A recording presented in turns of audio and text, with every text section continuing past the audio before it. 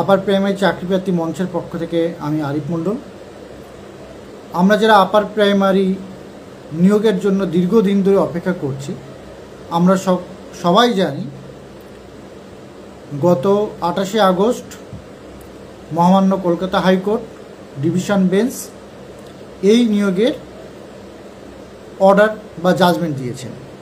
তো আমরা এই নিয়োগের জন্য যারা এর আগে ইন্টারভিউ দিয়েছি, কাউন্সেলিং করেছি, তারা দীর্ঘদিন ধরে অপেক্ষা করছিলাম। যাই হোক, একটা মামলার নিষ্পত্তি হয়েছে, অর্ডার হয়েছে, তাতে আমরা কিছুটা আশাহত, আবার খুশিও। সব একসঙ্গে পাওয়া যায় না ঠিকই।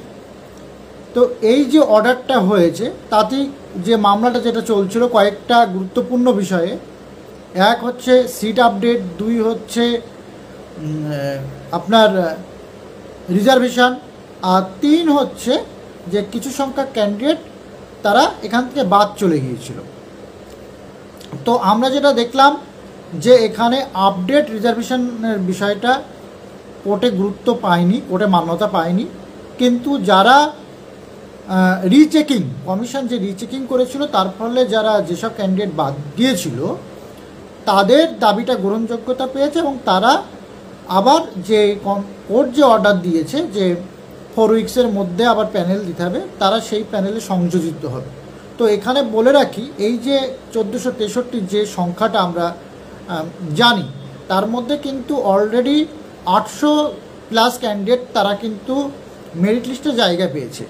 633, 559 + 71 এই সংখ্যা ক্যান্ডিডেটটা আবার এই প্যানেলে তারা ফিরে আসবে। সুতরাং তারা যদিও যোগ্য প্রার্থী, কোনো কারণে হয়তো বাদ গেছিল কমিশনের রিচেকিংয়ে, সে বিষয়টা আমি বেশ আলোকপাত করব না। তো আবার প্যানেলটা রিকাস্ট হবে। দুঃখের একটাই জায়গা, এর আগে যারা এমপ্যানেল হয়েছিল, যারা কাউন্সিলিংয়ে অংশগ্রহণ করেছিল, তো সেই এমপ্যানেল প্রার্থীদের কাউন্সিলিংটা কিন্তু আবার হবে। প্যানেলটা রিকাস্ট হচ্ছে, রিকাস্ট হওয়ার পরে এখানে নতুন ক্যান্ডিডেট অ্যাড হবে। অ্যাড হওয়ার ফলে আবার মানে যে এর আগে যে রিচেকিংয়ের ফলে অনেকের নম্বর কমে গেছিলো, ফলে এখানে কিছুজন ক্যান্ডিডেটের নম্বর আগের জায়গায় ফিরে আসবে, ফলে অনেকের র্যাঙ্ক চেঞ্জ হবে। কেউ হয়তো ওয়েটিং থেকে আবার এমপ্যানেলও হতে পারে, আবার কেউ এমপ্যানেল থেকে ওয়েটিংও হয়ে যেতে পারে। তো এই সম্ভাবনাটা মানে এতগুলো সাবজেক্ট, এতগুলো ক্যাটাগরি, এতগুলো মিডিয়াম, সেখানে সম্ভাবনাটা খুবই কম, মানে 2%, 1% কোনো সাবজেক্ট হয়তো পরিবর্তন নাও হতে পারে। ঠিক আছে, তো এই জায়গায় দাঁড়িয়ে এই সামান্য পরিবর্তন, এবার আমরা যারা কাউন্সিলিং করেছিলাম বা কমিশন যে শ্রম বা যে অর্থ ব্যয় করেছিল, সাথে সাথে চাকরি প্রার্থীদেরও শ্রম অর্থ ব্যয় হয়েছিল, কারণ অনেকে অনেক দূরের জেলা থেকে তাদের এখানে কলকাতায় আসতে হয়েছিল কাউন্সিলিংয়ের জন্য। সুতরাং আবার তাদের কাউন্সিলিং হলে তাদেরকে আবার আসতে হবে। তারপরে একটা মেন্টাল স্যাটিসফিকেশান, অনেক স্কুল নিজের মতন করে পছন্দ করতে পেরেছে বা একটা স্কুল পেয়েছে, সেটাকে একটা মানসিকভাবে প্রস্তুত হয়েছে। এবার এই যে আবার একটা হয়তো সেই স্কুলটা পেলো না, আবার অন্য একটা স্কুল পেলো, এই বিষয়গুলো একটু মানে আমাদের ক্ষেত্রে যে অর্ডার হয়েছে সেটা আমাদের একটু বিপক্ষে গেছে। তো যাই হোক, আমরা চাই, আফটার অল নিয়োগ চাই, সে কোন স্কুল হলো বা না হলো, আমরা স্কুলে যেতে চাই। আমরা যারা চাকরি প্রার্থী, আজ পর্যন্ত 14,033 যে শূন্যপদ আছে, সেখানে একজন প্রার্থীও কোনো জয়েন পায়নি, কিন্তু তারপরেও আমরা 2বার ইন্টারভিউ দিয়েছি, আমাদের হয়তো 2বার কাউন্সেলিং করতে হতে পারে। তো এই জায়গায় দাঁড়িয়ে আমাদের একটু অস্বস্তি, কিন্তু নিয়োগের পক্ষে অর্ডার হয়েছে, জাজমেন্টটা নিয়োগের দিকেই দিয়েছে। সেই জায়গাটা আমরা একটু ক্ষতি হলেও বা একটু আমাদের কিছুটা অস্বস্তিকর হলেও আমরা খুশি, আমরা মাথা পেতে নিয়েছি এই অর্ডারটাকে। আমরা চাই এবার কমিশন যে প্যানেলটা দেবে, আমার মূল এবার যে বক্তব্য, এটা জাজমেন্ট কি হয়েছে না হয়েছে সবাই ইতিমধ্যে সবাই ডিটেলস পড়ে নিয়েছে, কি হবে সবাই জানে এটা, কিন্তু আমার লাইভে আসা যেটা মানে উদ্দেশ্য, যে কমিশন আগামীতে যে প্যানেলটা দেবে সেই প্যানেলে যেন কোনো ত্রুটি না থাকে। আমরা আপার প্রাইমারি চাকরি প্রার্থী মঞ্চের পক্ষ থেকে বিভিন্ন দপ্তরে এই বিষয়ে অলরেডি তাদেরকে অবগত করেছি যে মামলাকারীদের আমরা দোষ দেব না। আপনারা ত্রুটিমুক্ত প্যানেল দিতে পারেননি, ত্রুটিমুক্ত ইন্টারভিউ লিস্ট দিতে পারেননি, যার জন্য কোর্টে মামলা গড়িয়েছে, যার জন্য আইনি জটিলতা তৈরি হয়েছে। আজকের এই জায়গায় দাঁড়িয়ে আপনারা আবার প্যানেল দেবেন, সেই জায়গায় দাঁড়িয়ে আমরা এই কমিশনের উপরে 100% যে ভরসা করে চোখ বন্ধ করে বিশ্বাস করব তা নয়, কোনো বিশ্বাস করার জায়গা নেই। কারণ এর আগে কমিশন বারবার একই ভুল করেছে, আর যার কারণে মামলার জটিলতা তৈরি হয়েছে। আজকে এই জায়গায় দাঁড়িয়ে কোর্টের এই নির্দেশ যদি সঠিকভাবে পালন করে, আমাদের মনে হয় যে কোনো রকম আইনি জটিলতা তৈরি হবে না। কিন্তু এই যে প্যানেলটা প্রকাশ হবে, এটা কমিশন তৈরি করবে এবং কমিশনকে 100% ত্রুটিমুক্ত প্যানেল প্রকাশ করতে হবে, 100%, যাতে যে প্যানেলকে কেন্দ্র করে কোনো রকম বিতর্ক তৈরি না হয়, কোনো রকম আইনি জটিলতা তৈরি না হয়। আমাদেরকে এই বিষয়ে সম্পূর্ণ সজাগ থাকতে হবে। আমাদের মঞ্চে ধারাবাহিক কর্মসূচি পালন করা হবে।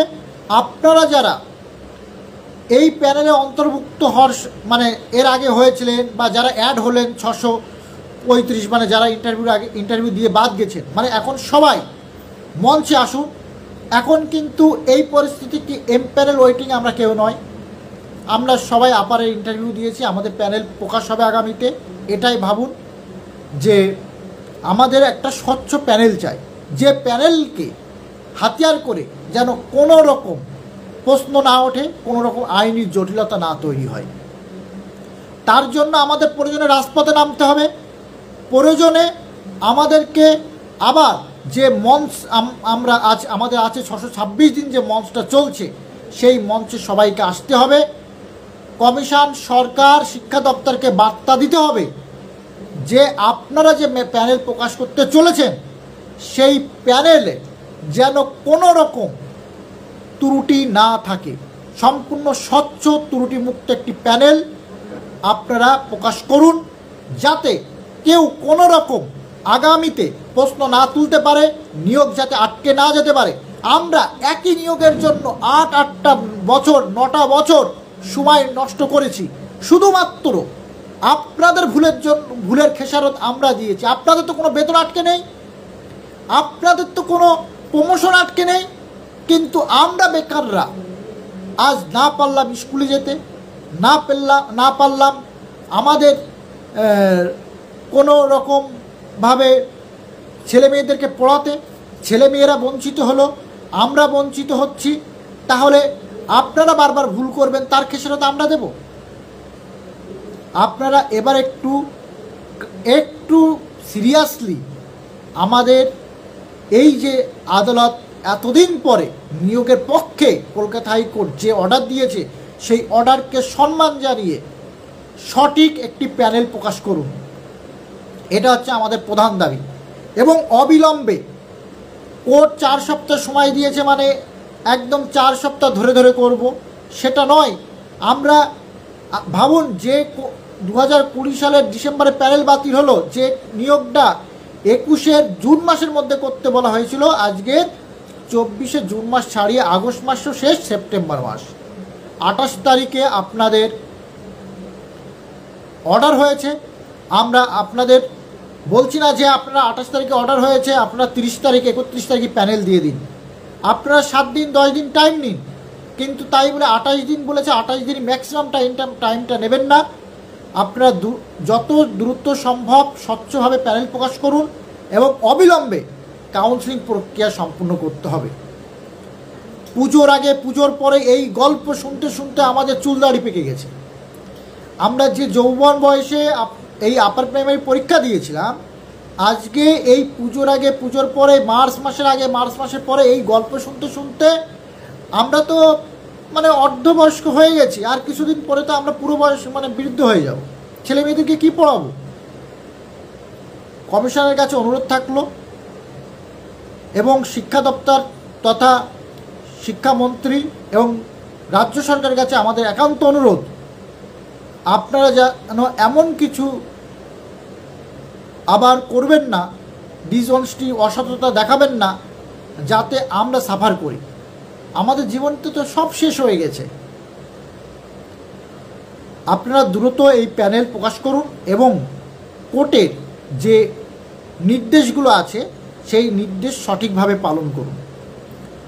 দ্রুত কাউন্সেলিং প্রক্রিয়া সম্পূর্ণ করে তারা যাতে দ্রুত জয়নিং পায় সেই বিষয়ে আপনারা ডিআইয়ের মাধ্যমে স্কুলগুলোকে নির্দেশ দেবেন, যাতে কোনো রকম কোনো স্কুল যেন বিলম্বিত না করে কারো জয়নিং দেওয়ার ক্ষেত্রে। তারপরে যারা ওয়েটিং হবে, যে সকল চাকরি প্রার্থীরা ওয়েটিং হবে, ওয়েটিংদের ধাপে ধাপে কাউন্সেলিং প্রক্রিয়া খুব তাড়াতাড়ি যাতে শুরু করা যায় সেই বিষয়ে আপনারা লক্ষ্য রাখবেন, এটা আমাদের অনুরোধ। কারণ আমরা এর আগে দেখেছি, আপনারা সকলেই জানেন যে এমপ্যানেলদের কাউন্সেলিং হয়ে যাওয়ার পরে অনেক সংখ্যক সিট ফাঁকা হয়েছিল, যাতে করে সেকেন্ড কাউন্সেলিং থেকে একটা ভালো সংখ্যক চাকরি প্রার্থীরা কিন্তু স্কুল পেতে পারত, তাদের কাউন্সেলিংয়ে ডাক পাবে। এবার সেকেন্ড কাউন্সেলিংও ঠিক ফাঁকা হবে, থার্ড কাউন্সেলিংও ফাঁকা হবে। সেই সাথে সাথে আপনারা তো বলেন, মুখ্যমন্ত্রী বলেন কোর্টের নির্দেশ পাচ্ছি না বলে আমরা চাকরি দিতে পাচ্ছি না, কোর্ট ছাড়পত্র দিক, কোর্ট আমাদের গাইডলাইন বেঁধে দিক। তো আমি কমিশন সরকারকে চেষ্টা করব, এখানে সকল ওয়েটিং চাকরি প্রার্থীরা যারা থাকবে তারা দীর্ঘ 8-9 বছর ধরে এই নিয়োগের জন্য অপেক্ষা করছে। এই অর্ডারে আমার একটা জিনিস ভালো লেগেছে, অবশ্য আইনি মারপ্যাচ আছে, অবশ্যই আছে, কিন্তু আপনারা যদি মনে করেন সকল চাকরি প্রার্থীদের কিন্তু রেকমেন্ডেশন দেওয়ার একটা নির্দেশ, একটা লেখা আছে 42 নম্বর পয়েন্টে। আপনারা তো বলেন আমরা চাকরি দিতে চাই, কিন্তু কোর্টের পারমিশন নিয়মের বেড়াজালে আমরা দিতে পাচ্ছি না। কিন্তু এখানে যেহেতু পরিষ্কার করে আছে, আমার দৃঢ় বিশ্বাস এবং সরকার এটাকে মেনে নেবে। আপনারা যেন আবার আইনের মারপ্যাচ দিয়ে অন্যভাবে সেটাকে পরিচালনা করবেন না। সকল ওয়েটিং যাতে চাকরি পায়, যে নির্দেশ আছে আপনারা এটা অবশ্যই পালন করবেন। এবং এর জন্য ওয়েটিং যারা হবে তারা শুধু ঘরে বসে থাকলে হবে না।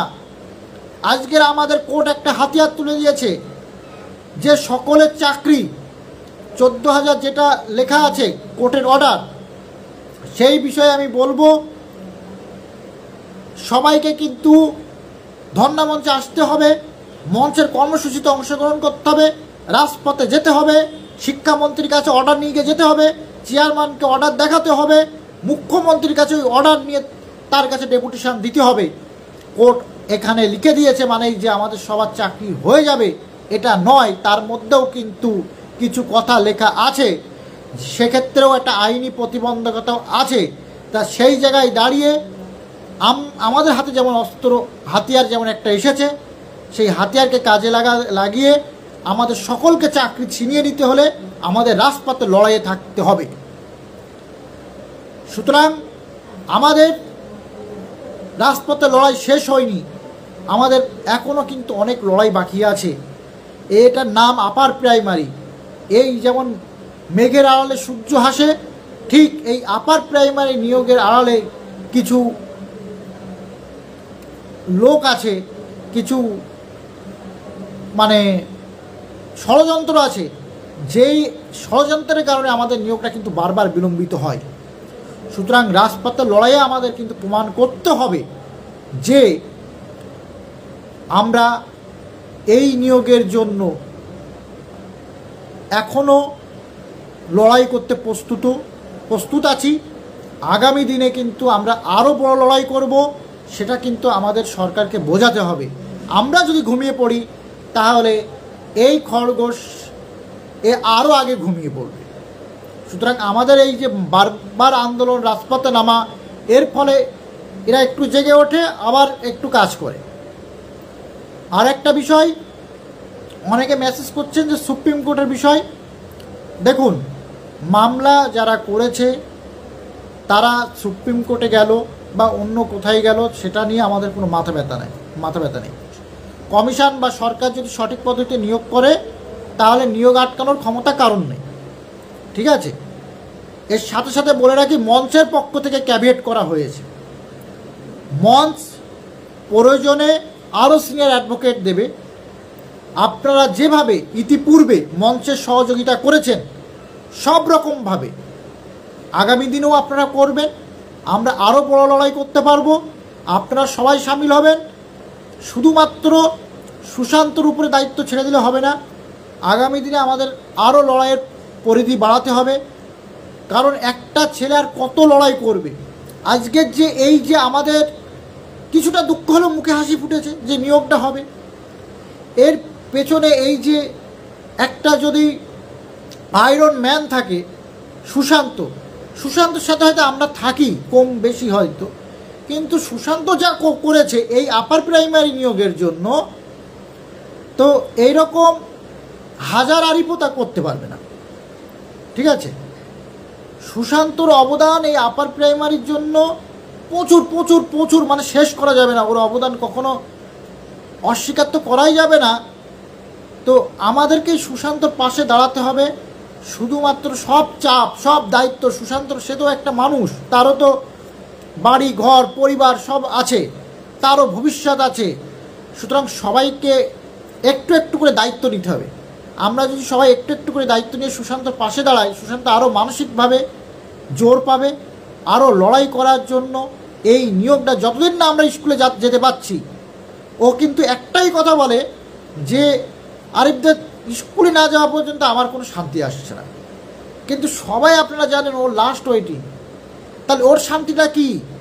যেখানে আপনি স্কুলে যাব সেটাই ওর শান্তি। এত বড় একটা স্যাক্রিফাইস করছে একটা ছেলে, দিনের পর দিন বাড়িঘর ছেড়ে কলকাতার বুকে থাকছে, তাহলে আমরা কি একটা দুটো দিন একটু ধর্ণা মঞ্চে যেতে পারবো না? একটা মাসে 6 মাস অন্তর যদি একটা রাজপথের ডাক আসে তিলোত্তমায় যেতে হবে, তা আমরা কি একটা যেতে পারবো না? আমরাও আমাদের আইনজীবীর সাথে পরামর্শ করেছি, তার পরামর্শ অনুযায়ী আমরাও আইনি লড়াইতে আছি, সাথে সাথে আমাদের রাজপথে থাকতে হবে। সেই জন্য এটাই আমার বলার ছিল যে আমরা স্কুল হয়তো আরও 20-50 কিলোমিটার 100 কিলোমিটার দূরে পাবো, কিন্তু আমরা চাকরিটা চাই। আমরাই তো বলতাম না যে চাঁদে হলেও স্কুলে যাব, পুরুলিয়ায় হলেও যাব, নর্থ বেঙ্গলে হলেও যাব, অন্তত বেকার জীবন থেকে মুক্তি পাই। কেউ বাড়ির থেকে দূরে পাবে, কেউ কাছে পাবে, সেটা ফ্যাক্ট না। ফ্যাক্ট হচ্ছে আমাদের জয়েনিং করা, সেই জায়গাটা যেন মসৃণ হয়, যাতে কোনো রকমভাবে যাতে নতুন করে কোনো জটিলতা তৈরি না হয়, কোনো ষড়যন্ত্রকারীরা যাতে আমাদের এই নিয়োগকে যাতে বিলম্বিত না করতে পারে। আমাদের সব রকমভাবে তৈরি থাকতে হবে, সব লড়াই মোকাবেলা করার জন্য আমাদেরকে প্রস্তুত থাকতে হবে। আগামী দিনে আমরা যেভাবেই হোক আমাদের মঞ্চকে বাঁচিয়ে রাখতে হবে, মঞ্চে আসতে হবে, মঞ্চের কর্মসূচিগুলো পালন করতে হবে। আগামী দিনে আমরা যাতে সবাই স্কুলে জয়েন করতে পারি, ছেলে মেয়েদের পড়াশোনা পড়াতে পারি, আমাদের যারা ওয়েটিং থাকবে তারাও যেন তাদের কাউন্সিলিংগুলো যেন ধাপে ধাপে দ্রুত শেষ হয়, সেই বিষয়ে আমাদের লক্ষ্য রাখতে হবে।